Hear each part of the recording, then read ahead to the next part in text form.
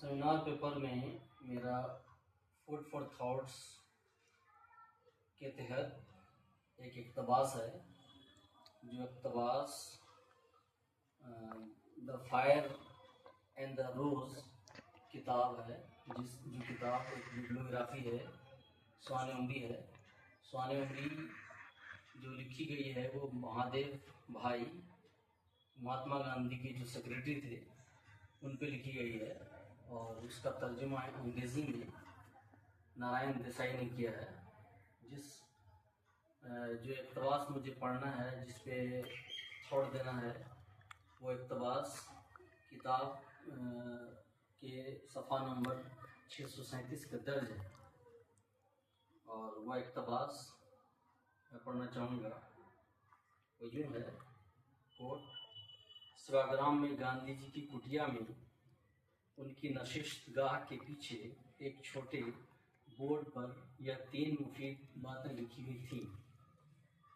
ये बातें यूँ हैं: बी क्विक, जल्द करो; बी ब्रीफ, मुख्तसर करो; बी गोन, चले जाओ।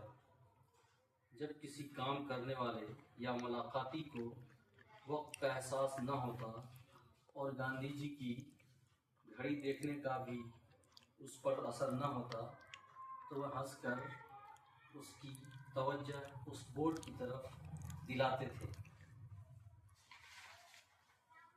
इसका सेवाग्राम लफ्ज़ यहाँ पे आया है। जो सेवाग्राम एक शहर का नाम है जो महाराष्ट्र में पड़ता है, जहाँ महात्मा गांधी का आश्रम था।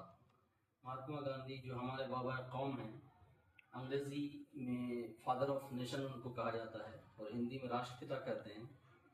जहाँ गांधी जी 1940 से 1948 तक मुकीम रहे। इससे कबल गांधी जी साबरमती आश्रम में रहते थे, जो गुजरात में पड़ता था।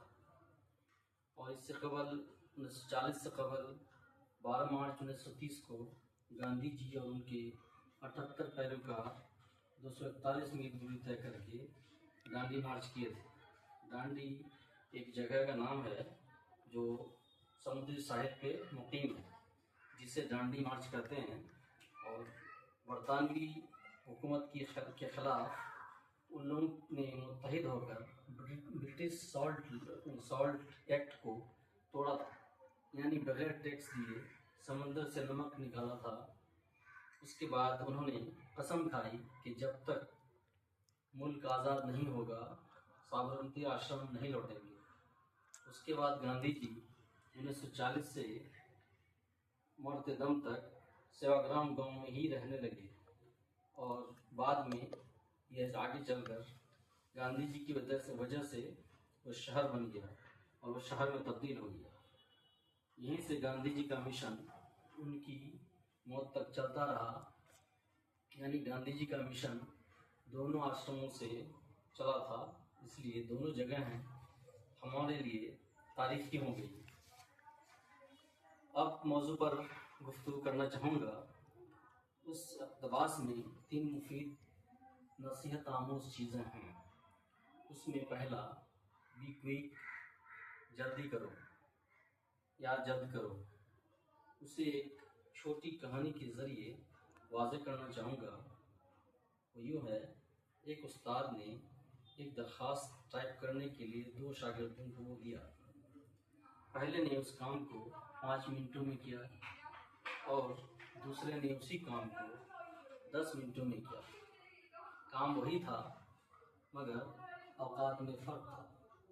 उस्ताद ने शागिर्दों को मीर हसन का एक शेर यूँ सुनाया: मुलाहिज़ा हो, सदा ऐशे दौरां दिखाता नहीं, सदा ऐशे दौरां दिखाता नहीं, गया वक्त फिर हाथ आता नहीं।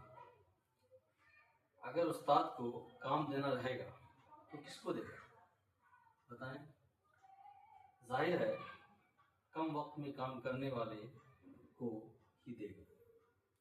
इसका मतलब अगर जल्द वक्त में कोई काम कर ले तो इसका मज़ीद फ़ायदा होता है। अब दूसरे नुक्ते पर गौर करते हैं। दूसरा नुक्ता बी ब्रीफ यानी मुख्तसर करो है। मिसाल के तौर पर एक छोटी सी कहानी सुनिए किसी दिन किसी जगह एक सेमिनार हो रहा था। मकाला निगार मकाला पढ़ चुका था। उसके बाद सवाल जवाब सेशन शुरू हो गया। एक सवाली ने यूँ सवाल किया कि वह बयानिया में तब्दील हो गया। तो मकाला निगार उसी बात के दौरान ही कहने लगा कि सवाल पूछिए जनाब, सिर्फ सवाल पूछिए, ताकि दूसरों को भी मौका मिल सके और वक्त मुकर्ररा पर सेमिनार ख़त्म हो सके। इसका मतलब ये हुआ कि वक्त बर्बाद न किया जाए। इसी को एक शायर दिवाकर राही ने यूँ कहा है, वक्त बर्बाद करने वालों को वक्त बर्बाद करके छोड़े। अब तीसरे नुक्ते पे हम आते हैं, बिगोन चले जाओ। गांधी जी अपने मिलने वालों से मिल चुके या फिर सवाल का जवाब दे चुके होते हैं, फिर भी वह शख्स बैठा रहता है। अपनी घड़ी गांधी जी बार बार देखते हैं, फिर भी जब वह शख्स मजलिस बर्खास्त नहीं करता है तो इसलिए उसे उस छोटे बोर्ड की तरफ तवज्जो दिलाते हैं जिसमें लिखा हुआ था, जल्द करो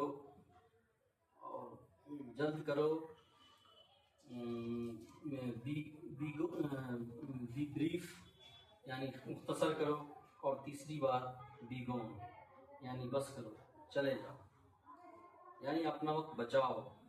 एक शायर इसी बात को यूँ इशारा करता है जिसे मुलाज़ा हो, तुम चलो उसके साथ या न चलो, पाँव रुकते नहीं ज़माने के। तुम चलो उसके साथ या न चलो, पाँव रुकते नहीं ज़माने के। या यूँ कहिए कि time and tide wait for none. शुक्रिया।